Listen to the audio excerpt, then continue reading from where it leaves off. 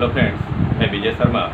आज हम लोग एडहेसिव कैप्सुलाइटिस के बारे में बात करेंगे, जिसको कि फ्रोजन शोल्डर भी बोलते हैं। फ्रोजन शोल्डर हमारे शोल्डर जॉइंट का प्रॉब्लम है, जिसमें शोल्डर के फ्री मूवमेंट में बहुत ही मुश्किल होती है। क्रॉनिक केसेस में ऐसा देखा जाता है कि शोल्डर पेन की वजह से रात में अच्छे से नींद भी नहीं होती है। 40 से ज़्यादा उम्र के लोगों में मेल की अपेक्षा फीमेल में यह ज़्यादा घटित होता है।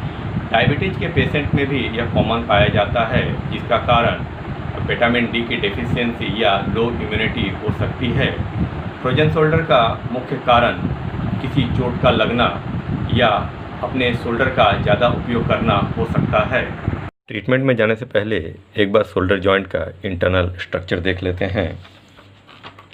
यहाँ पिक्चर में आप ग्लेनोह्यूमरल जॉइंट देख सकते हैं। इसी जॉइंट के ऊपर कैप्सूल होता है। यह है शोल्डर कैप्सूल। इसी कैप्सूल में इन्फ्लामेशन होने को एडहेसिव कैप्सुलाइटिस या फ्रोजन शोल्डर कहते हैं, जिसके कारण स्टीफनेस, स्वेलिंग और पेन होता है। अब step by step treatment acupressure के 7 स्टार पॉइंट लार्ज इंटेस्टिन 4 होकू से शुरू करते हैं, जिसका प्रयोग हर तरह के दर्द में होता है। अब देखिए होकू का लोकेशन। ये है वेब मार्जिन और ये है थंब का फर्स्ट जॉइंट।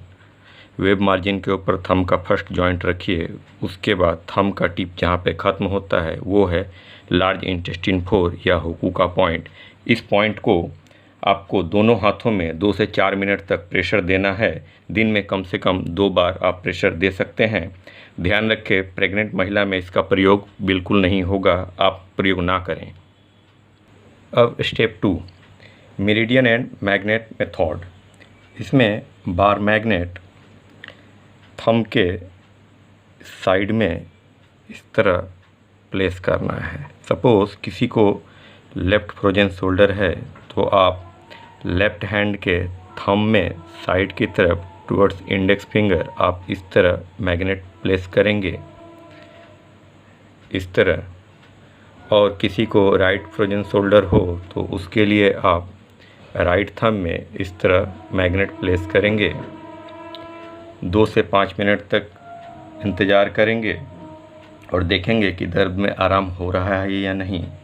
यदि दर्द में आराम हो रहा है तो ट्रीटमेंट करेक्ट है, और यदि आराम नहीं हुआ या दर्द पहले से भी ज़्यादा हो गया तो आपको ये पोल ऐसा चेंज करना है, इस तरह। इसे अप्लाई और चेक मेथड कहते हैं। जैसा कि आप पिक्चर में देख रहे हैं, शोल्डर से होकर के 3 मेरिडियन पास करता है, लार्ज इंटेस्टाइन, संजियाव और एसआई। पेन रूट के और सिम्टम के अकॉर्डिंग आप तीनों में से कोई भी मेरिडियन ले सकते हैं। मैं यहाँ एसआई मेरिडियन को ले रहा हूँ। अब एसआई मेरिडियन के ऊपर आपको मैग्नेट का एप्लीकेशन इस तरह से करना है। 2 से 5 मिनट तक आप वेट करें। अगर दर्द में आराम है, इसका मतलब ट्रीटमेंट सही हो रहा है। और दर्द अगर बढ़ गया हो या उसमें कोई चेंज ना हो तो आप पोल को ऐसा चेंज करके देखें, ऐसा, इस तरह से। कभी कभी ऐसा भी देखा गया है कि जब तक मैग्नेट का एप्लीकेशन हुआ है तब तक किसी प्रकार का कोई दर्द नहीं है, और जैसे ही मैग्नेट को रिमूव करते हैं वैसे वापस से दर्द होने लगता है। इसका मतलब यह है कि अभी ट्रीटमेंट पूरा नहीं हुआ है। आप वापस से मैग्नेट वहाँ पे प्लेस कर दें, इस तरह। मैग्नेट को 2 से 4 घंटों के लिए दिन में 2 बार आप लगा सकते हैं। अगर आपके पास मैग्नेट नहीं है तो मैग्नेट के जगह पे मैग्नेट के साइज में एक वायर को काट लें, और वायर का भी एप्लीकेशन मैग्नेट के जैसा हो सकता है। ये भी मैग्नेट के जैसा ही वर्क करता है। और मैग्नेट के स्थान पे ट्रीटमेंट के लिए आप राउंड मैग्नेट भी ले सकते हैं।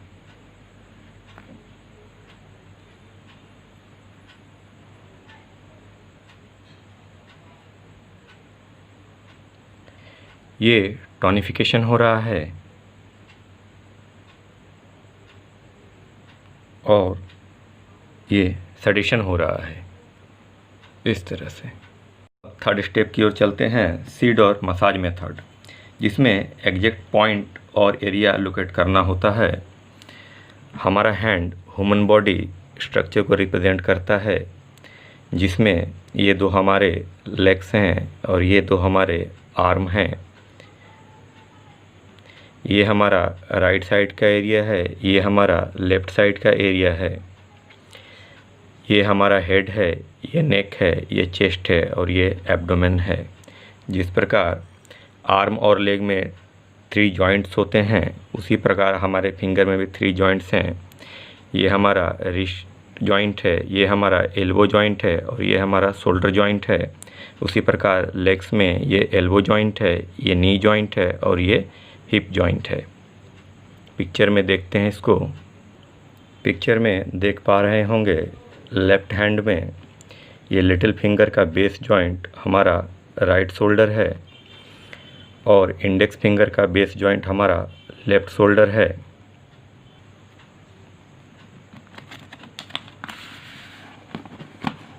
राइट हैंड में लिटिल फिंगर का बेस जॉइंट हमारा लेफ़्ट शोल्डर है और इंडेक्स फिंगर का बेस जॉइंट हमारा राइट शोल्डर है। इस प्रकार लोकेट करने में आसानी हो गई।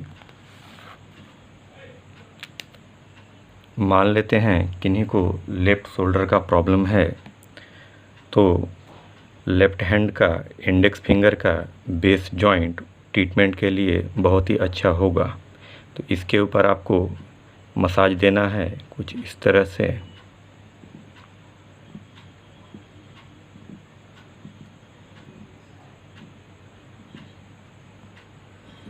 इसके साथ साथ आपको नेक एरिया में भी मसाज देना होता है, क्योंकि नेक से शोल्डर का रिलेशन बनता है और ये है नर्व रिलेशन।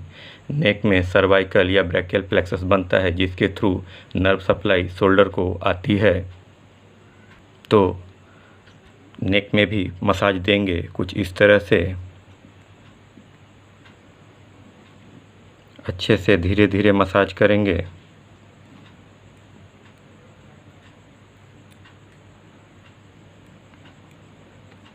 मसाज करने के बाद हम एक और पॉइंट को लेंगे, जिसको कि गॉल ब्लैडर और लीवर बोलते हैं। ऐसा कहा जाता है कि हमारे जॉइंट और मसल और बोन का कंट्रोल गॉल ब्लैडर और लीवर करता है और बोन को किडनी करता है। तो इस एरिया को भी मसाज करेंगे। यहाँ हमारा लीवर और गॉल ब्लैडर का पॉइंट है। इस तरह अच्छे से धीरे धीरे मसाज करेंगे। मसाज के बाद सीड का एप्लीकेशन करेंगे। ये फेनुग्रीक या मेथी की पट्टी है। इस तरीके से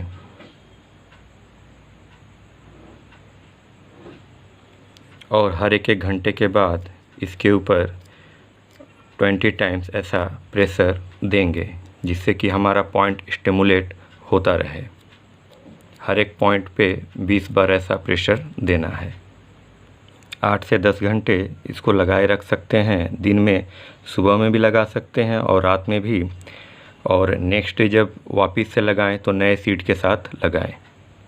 मान लेते हैं किन्हीं को राइट शोल्डर का पेन है, तो राइट हैंड में इंडेक्स फिंगर का बेस जॉइंट ये आपका राइट शोल्डर है। आप इसके ऊपर ही ट्रीटमेंट करें। बाकी प्रक्रिया जैसे लेफ़्ट शोल्डर के लिए दोहराई गई थी, वैसे आप राइट शोल्डर के लिए करें। इसके बाद एक पॉइंट बताता हूँ, जो है बोन, कैल्शियम और विटामिन डी रेगुलेशन के लिए। वो पॉइंट है मिडिल फिंगर में, ये साइड की ओर हाफ से थोड़ा सा नीचे। ये यहाँ पे आप ब्लैक या रेड डॉट लगा सकते हैं। बहुत लोग इस पॉइंट पे भी डॉट लगाते हैं। आप इन दोनों में कोई एक पॉइंट ले सकते हैं। ये था हमारा step by step frozen shoulder का